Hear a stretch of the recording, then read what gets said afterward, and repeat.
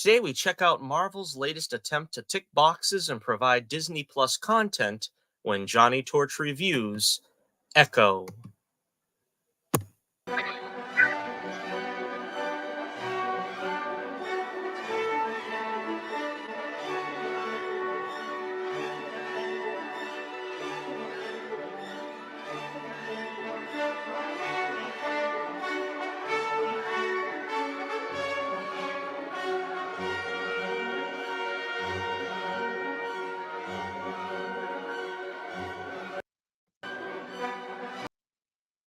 All right, so welcome into the show, ladies and gentlemen. We've got another Johnnie Torch review on tap for you today.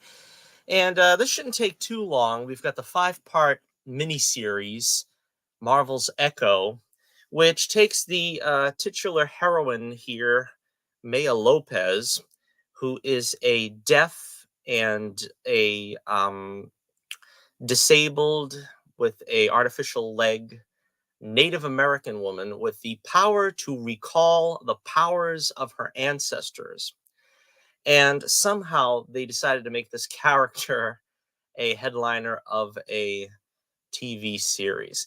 Now, to be honest with you, a lot of people have been pretty harsh on the show. I don't think it's nearly as bad as everybody has been saying it is, but it kind of makes you think that if that whole mouthful of describing the character wasn't the case, this character probably wouldn't have gotten a show. Now, we were treated to a glimpse of this character in the Hawkeye series, and this show, to its credit, does try to establish an origin in the first episode and to tie it neatly together to the Hawkeye show. And so we do get, and I appreciated this, we do get all the bells and whistles. Everything is lined up properly. It doesn't feel like there is some weird disconnect from that show to this. Um, Another problem, though, being is that in the decision to put this character into the MCU, they connected this character to Kingpin. Now, I'm not too sure how this character is in the comics. I've frankly never seen this character in the comics. I believe it's a addition that has been made, I don't know, over the last 10 years. But I think part of the problem with this is trying to tie it into the Netflix Daredevil series, both of which Daredevil and Kingpin are in this show. Uh, just starting out broadly, I think this had pretty good action. I never really felt bored, and I was pretty much invested in the characters. So I would say this was actually more successful than the Daredevil show and the Netflix shows. Now, I know that's a big no-no to everybody, but if anybody knows me, they know that I was never really a big fan of the Netflix series. This show attempts to be more violent than most MCU shows and films. I didn't find it to be completely off-putting like the violence in the Netflix shows. Just a little more bloody. It's not really anything that bad, though it is rated for mature audiences. It's basically just a little more bloody, but it's not quite as gruesome as the Netflix shows, which got to be excessively gruesome in my opinion. I thought that was overkill, but they did try to go with the flavor of the Netflix shows, which is something that concerned me. But like I said, I felt more invested. They made their episodes the right length. They didn't try to pad them overly with boring conversation and trying to throw everything in there but the kitchen sink. We get sort of a long thread throughout the series about her powers and her background. And apparently, it feels like it's some kind of like Kirby esque otherworldly characters, like, these Native Americans back in the day had these powers, they discovered these powers, and all throughout their lineage, the women in the line of the Native Americans pass on a different power to the next generation. And I thought that was pretty clever the way they named her Echo, meaning she echoes the powers of her grandmothers in the history of her family line. Again, how this all comes together is not that exciting, but it does feel like there was some thought put into this. This isn't kind of like For instance, I think Falcon and the Winter Soldier was much more tedious to get through. I think they paced this the right way. They backed off a bit on the MCU humor, but they still had Biscuits, a character which I believe is her cousin or something, as sort of the comedy relief. I felt like it was kind of a good balance in a way. So this, in a sense, really is a level up from the Netflix series. I feel like they really balanced everything better. They had some good action scenes. There's a pretty good train scene where Echo is trying to get on a moving train, which was pretty exciting. There's a big fight. There's a brawl, basically, in a roller skating rink. So I felt like I was completely engaged with this. There's a lot of interesting characters. There's her grandparents who are famous faces to me. I know I've seen these actors before. I just can't recall where, but they were an interesting couple. The character of her cousin Bonnie, which I thought could have been used a little bit more. In the beginning of the show, they kind of play up that they have this sisterly friendship between them, and she kind of just gets cut out of the loop and becomes sort of a damsel in distress later for her to save, which is fine. I mean, that's a staple of the superhero genre, but I kind of felt like there should have been something more unique to this character that they could have done something with other than, well, she's like her sister and she got to save her at the end of the show. So there was the roller skating rink owner who I thought was a really good character. He was really fun to watch. He was like a guy I almost was sure he was going to die because he was like the guy that's going to retire in 2 weeks, the cop that's going to retire in 2 weeks, and you say he's never going to make it to those 2 weeks because it's just like fated. He's going to get killed. But surprisingly, they kept him around. I was happy to see that because I thought this guy was dead man walking through the whole series. Because he's the guy, he doesn't want to be involved. He kind of wants to back out in any way possible, but he's loyal to his friend here or whatever relation she was to him, and he basically keeps putting his life on the line. And you say, well, he's going to get the bad end of the stick at this point, but no, he survived, which was pretty cool. And he actually does something at the end to help save the day. The Aussie hitman or whatever he takes out. So they gave him something heroic to do, which was pretty cool. Um, the Kingpin. Now, this is kind of where things throw me a little bit. Is the Kingpin? Now, they wanted to bring back the Charlie Cox Daredevil and the Vincent D'Onofrio Kingpin, and they introduced Vincent D'Onofrio's Kingpin in the Hawkeye series. And they built in this whole backstory between them that to me doesn't really feel genuine. Um, the thing is I think they were looking for an in. They were looking for a way to get D'Onofrio's Kingpin into the MCU. And if you remember correctly, I think he's estranged from his wife Vanessa at this point. And it just felt like a little too lazy. It felt a little too sloppy where they're going, well, let's just let Fisk simp over another girl and, let him build his whole world around her retroactively so that he can get really ticked off and we can see him act like an overgrown baby hooey with a temper tantrum, which is basically what D'Onofrio's Fisk is. I mean, honestly, a lot of people build him up as he's the best villain in the MCU, and I like D'Onofrio's portrayal, but basically, I never really feel like he's the mastermind criminal. There's always that sense that he's like just going to go off and take a tantrum, and he's just rich enough to cover up the fact that he's beating to death pretty much anybody that crosses his path. I kind of feel like there should be more to the Kingpin than that. And for some reason, I never really feel like they achieved that with D'Onofrio's Kingpin, even in the Netflix series. But especially here, when he's just replaying sort of that old story where he adopts Maya somehow, kind of becomes her foster uncle, raises her, turns her into a hitman, and eventually, she starts moving away from him and he can't tolerate that. And so he ends up kind of moving against her. It just feels like sort of a replay of that kind of thing that they did with Vanessa, which was more in the comics. So, I mean, there was no problem with that. But when you're trying to sort of replay that story with a different character, I'm like, I don't really know if I see Fisk as an adoptive father. You know what I mean? I think that's kind of what his problem is that he doesn't really know how to emotionally connect with someone. And to say that he did this with this little girl when she was like 7 years old or 8 years old or whatever she was, I don't really know. I don't really know if I buy that. And kind of the problem is also that they set this up as if this was going to be something a lot different than what it turned out to be. For instance, in Hawkeye, she literally shoots Kingpin in the face. And the beginning of this story, she wants to take over his empire, and then his cronies kind of want to come after her for ruining, killing the golden goose for them. And she's like taking them out, and they're trying to take her out. But it seems like really nothing has happened to Fisk. He gets shot in the face, he gets sort of like a black eye or a scar tissue around his eye, and they do nothing to explain that. They do nothing to satisfy how he survived, much less came out pretty unscathed. Now, you can say that's a story for another time, but you've got to give us a little something during this story to explain that. You can't just kind of like let the guy take a bullet to the head and then he just comes back after a stay in the hospital overnight, and then he's just got a patch on his eye. I just That's kind of the problem that I have with this. And a lot of people are saying that's probably a bigger story was at play here, and they cut it up so much that instead of like an 8 or 9 part story, they cut out a bunch of stuff and just stuck with what works. Now, sometimes that works.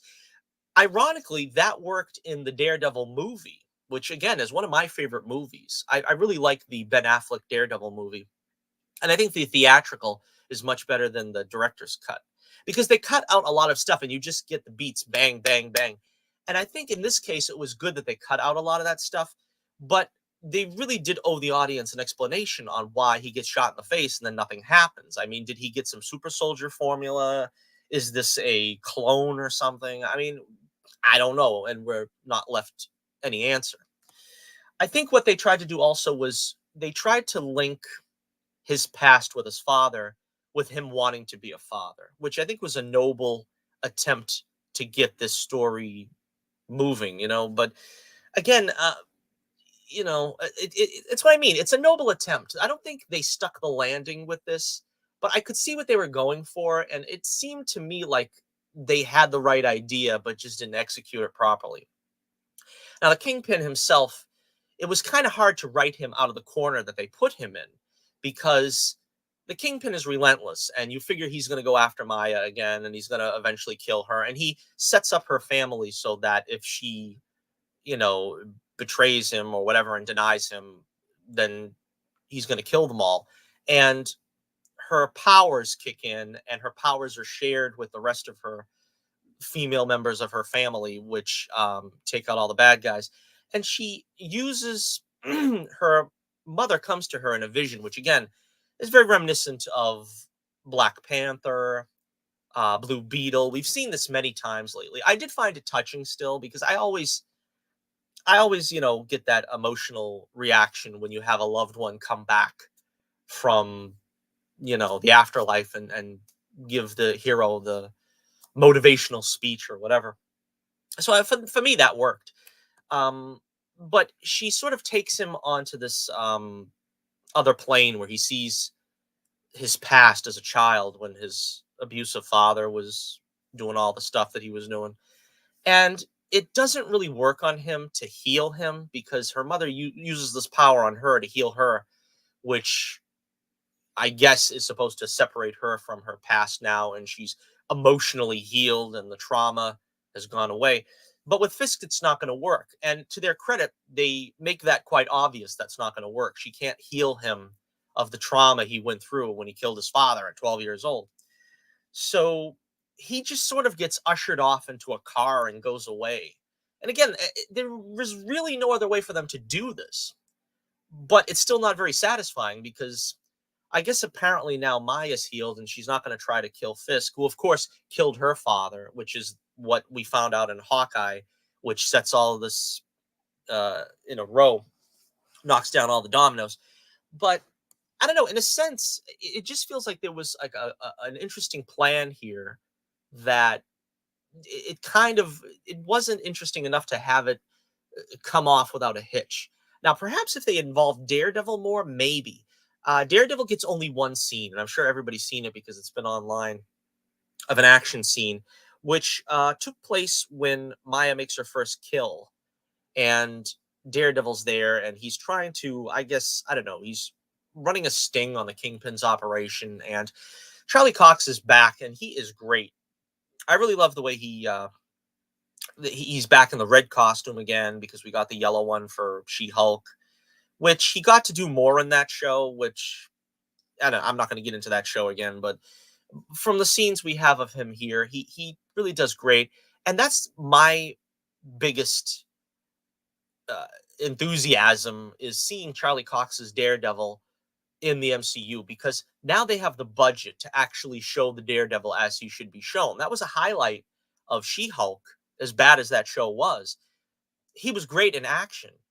Netflix, they had him as a brawler, which I can understand. His father's a boxer and he learned how to box and all this and that. That makes sense. But Daredevil's supposed to be an acrobat. He's a high flying character. He's jumping off roofs. He's swinging on the flagpole. He's doing all that great stuff. We couldn't see any of that in Netflix, and that was one of the things that really ticked me off about that show. That, and you don't see the radar sense, which we still haven't seen in the MCU. But we've got Born Again coming up. Good news in that realm too. Apparently, they're bringing back Foggy and Karen. But we'll talk about that probably on a news roundup. But now we have a chance to actually see Daredevil in action. And the little bit that we see of him here is really, really fun. It's really cool seeing him in action. You get to see, Charlie Cox actually playing Daredevil as sort of a swashbuckler. He's fighting Echo. Again, it's probably nothing to write home about, but it's enough to really whet my palate for the Daredevil series that's coming up pretty soon. So, yeah, that's about all I've got for this show. Again, I feel one of the problems that the MCU has with their series is they're not really very rewatchable. I think this is something that is worth your time. I don't think you're going to feel like you wasted your time watching it, but I don't think it has the replay value. I think it feels like something that, like I said, was a noble attempt. They kind of got the right feeling there for doing a darker superhero tale. So these are Marvel Spotlight, which is the new banner. I guess these darker shows are going to be under. And if this is the tone of the darker MCU on TV, I'm happy with it. I'm satisfied with it. I think that's the kind of tone you want for a Daredevil show, a Kingpin show, or whatever you're going to do. You've got sort of the right balance here. And again, I was engaged enough to say that I wasn't bored, which is more than I can say with the Netflix shows, where at least 3 times an episode, I would zone out because 2 people are talking for 20 minutes, and, it just didn't appeal to me. The action was like once every 3 episodes, and then it was not really, it was, like I said, just people punching each other in the face. There was no high flying action. This, it does, because of course, Marvel/Disney has the budget on Disney Plus to do some impressive things. They actually go there. So again, I can't say this was a failure. I'm going to say it's mid. I'm going to give it 3 stars out of 5. Again, I think the actress was pretty good. They had a lot of the conversations subtitled because of course she's deaf and there's sign language throughout the whole thing. And they did pretty good with that. I mean, they had the Kingpin come up with some technology where he could use uh, contact lenses where he could see what she was saying, and she could see him using sign language when he wasn't, because he didn't know how to do that. So, I mean, it was clever. It didn't feel like it was too contrived. Obviously, the people around her and her circle were going to know sign language and stuff. So it did feel, pretty authentic to what a, deaf superhero's life would be like. And it's funny because, this, of course, I think is the parallel. She's the deaf superhero. Daredevil's the blind superhero. Let's get these guys together and have them, both take care of Hell's Kitchen. And I kind of feel like this character can have a future if they do it right. They gave her a costume at the end of it, which, again, I don't know the comic version, so I can't tell you if it's accurate or not. She has some kind of leather, red leather suit or something. So again, this might be for what they're trying to do for like a street level MCU TV series with like they did with the Defenders. You know what I mean? Just to have New York being taken care of by Daredevil, Echo. I don't know who else would fall into this category. I mean, arguably you could see maybe like, I don't know, Blade, Ghost Rider. They're usually the darker street level heroes that maybe could do something in this particular realm of the MCU. So yeah, 3 out of 5 stars for me. I enjoyed it. I thought it was worth watching. It's probably not going to really it's not going to really tickle the fancy of many. But I don't feel like it was a waste. It wasn't a waste of time. They also show how she got her leg amputated. It was a car crash when she was a child, which, people probably are expecting it to be some, you know, superhero or supervillain daring do that caused it, but it seemed pretty you know, organic to just her origin. I would say maybe 6 out of 10, maybe 6 out of 10, and a C plus, maybe a C plus. I think it's a little bit better than average, but again, it's kind of expendable. If you didn't watch this, I don't think it's gonna impact your watching Daredevil Born Again or any other appearance she makes in the MCU, other than informing you on her powers and history. But I don't really think it's going to impede your enjoyment of the MCU going forward, like most of these shows do. All right, so we'll just about wrap it up here. Let me know what you think. If you've seen Echo, it's 5 relatively short episodes. I think you could be able to get through it and binge it in a day. It was a good idea to binge this, I think, than have it stretched out over like a month, because you get it over with pretty quickly. And like I says, it doesn't feel like you've lost interest when you can just go on to the next one. So they were smart there. They were really smart there. All right, so we'll see you next time. And until next we meet, this is Johnnie Torch reminding you once again, keep the flame burning brightly, and I'll be with you again real soon.